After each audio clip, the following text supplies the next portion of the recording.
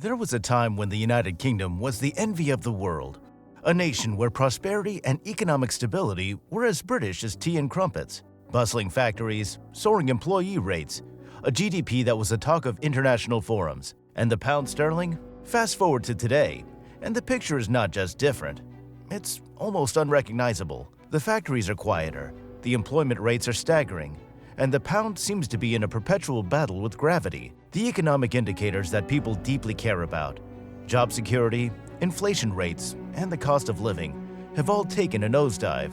The nation that once stood as a paragon of economic stability is now grappling with financial uncertainty, social unrest, and a future that looks bleak. So what went wrong? How did a country that was once the epitome of economic success find itself on the brink of financial collapse? The answer may lie not just in numbers and data, but in the very mindset that has guided the country's policies for decades. This is how the UK mindset destroyed their economy. The United Kingdom's economic journey is nothing short of a roller coaster ride. Imagine a country that was at the forefront of the 19th century Industrial Revolution, but emerged from World War II with a crippled manufacturing sector. The post-war recovery was sluggish, taking almost 4 decades to regain its economic footing. But don't underestimate the British resilience. Membership in the European Economic Community in 1973 served as a catalyst, significantly boosting the country's competitiveness. The 1980s brought about the era of privatization under Margaret Thatcher's Conservative government. This led to massive job losses in coal mining and heavy industrial sectors. It's the late 20th century, and the UK is grappling with economic challenges. The manufacturing sector is dwindling, and the country is heavily reliant on imported oil and coal. Then, almost suddenly, vast reserves of oil and natural gas are discovered off the coast of Scotland. The timing couldn't have been better. The UK was in the midst of an energy crisis, and these newfound resources offered a lifeline. The government quickly capitalized on this, investing heavily in offshore drilling technologies. Within a few years, the North Sea became one of the world's most productive oil and gas fields, but the benefits extended far beyond filling the national coffers. The North Sea oil and gas sector generated thousands of jobs, revitalizing communities along the coast. Towns that were once struggling suddenly found themselves at the center of an economic boom.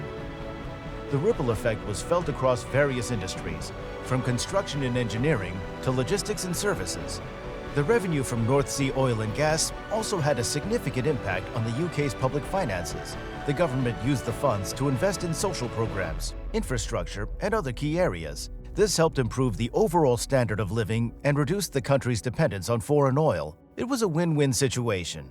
And for a while, it seemed like the UK had found the secret to sustained economic growth. However, it wasn't all smooth. The sector faced its share of challenges, including fluctuating oil prices and increasing production costs. Environmental concerns also came into play as offshore drilling raised questions about its impact on marine ecosystems. But despite these hurdles, the North Sea oil and gas industry remained a cornerstone of the UK economy well into the 21st century. However, the path to Britain's economic prominence wasn't a one-way street. It was more like a complex web of interconnected routes. The UK underwent a seismic shift in its economic landscape over time. Gone are the days when manufacturing was the linchpin of the British economy. Now, it accounts for a mere fifth of the GDP. Instead, the service sector has emerged as the new powerhouse, driving the majority of the country's economic growth. But that's not all. The UK also caught the eye of global giants like the United States and Japan, who saw it as a perfect gateway to Europe. By setting up their European headquarters in the UK, these countries poured in investments, adding another layer of strength to the British economy. Nevertheless, within only a few years, the UK's economic landscape took a dramatic turn, and the nation was no longer just riding the waves of its North Sea oil and gas reserves or its booming service sector. A new player had entered the arena, one that promised prosperity but delivered peril: neoliberalism. The term itself is often debated, but at its core, neoliberalism is a post-welfare state model that champions unhindered markets as the key to economic growth and public welfare. The neoliberal mirage: how ideology trumped reality. The term has been tossed around in political circles, often as a catch-all term to describe a variety of economic policies. However, its impact on the UK's economy and public services, particularly healthcare, has been profound and far-reaching. Remember the UK under Margaret Thatcher's government in the 1980s? Well, this is when the model gained traction initially, and its echoes are still felt today. The neoliberal agenda was not just about economic policy. It was a complete reorganization of society. It led to the privatization of key sectors, including healthcare and education, and the deregulation of financial markets. The government's role was reduced to that of a facilitator, paving the way for private enterprises to take the reins. And for a while, it seemed to work. The UK experienced significant economic growth. But at what cost? The cracks started to show during the global financial crisis of 2008, and the neoliberal model, which has been touted as the ultimate solution for economic prosperity, found itself under intense scrutiny. The UK government had to intervene in a way that contradicted the neoliberal ethos of minimal government involvement. Major banks, like the Royal Bank of Scotland and Lloyds, were bailed out to the tune of £45.5 billion and £20.3 billion respectively. Now, this was a far cry from the neoliberal ideal of minimal government intervention. Yet, the ideology persisted, even intensifying under the guise of austerity measures. Public services were cut, and the wealth gap widened. According to a report by the London School of Economics, austerity policies led to the construction of a new economically elite-driven, capital-centric, shrunken welfare state model. The biggest losers in this scenario were the poorest citizens. The government continued to outsource services, leading to inefficiencies and a lack of accountability. For instance, the outsourcing of probation services led to a 22% increase in the number of serious further offenses committed by offenders under supervision. The COVID-19 pandemic was a litmus test for the UK's neoliberal approach to governance, and the results were far from flattering. According to a report by the British Medical Journal, the UK's response to the pandemic was marred by a heavy reliance on privatization and outsourcing. Companies like Deloitte and Serco were handed the reins to manage testing centers and tracing services. The cost was astronomical, and the outcomes were, to put it mildly, disappointing.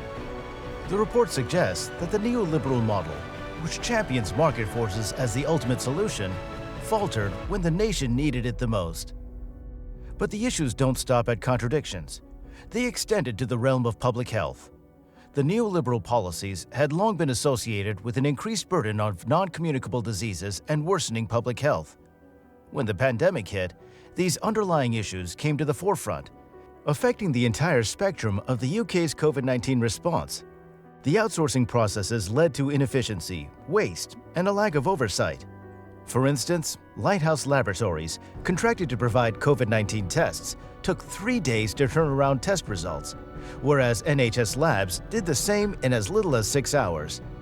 The quality of tests from these private labs was also reportedly inferior to NHS standards. So what does the future hold for the UK's neoliberal model, especially in the wake of the pandemic's revelations? Will the government take this as an opportunity to reassess and perhaps recalibrate its approach? Or will the allure of market-driven solutions prove too strong to resist? While it's difficult to predict with certainty, the cracks exposed now are too significant to be plastered over without serious introspection. What lies ahead for the UK economy? The UK is no longer the magnet of foreign investment it once was. Between 2017 and 2020, average UK FDI inflows as a share of GDP plummeted to its lowest level since the 1980s. This retreat in foreign investment is more than just numbers on a spreadsheet.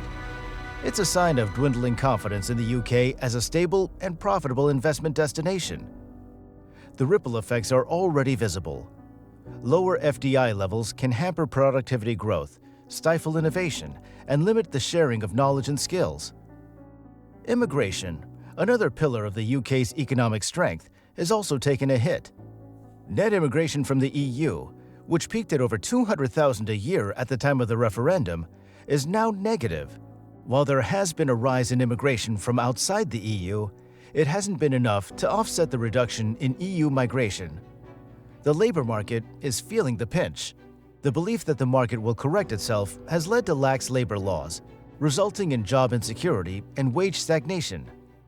The gig economy is on the rise, but at what cost?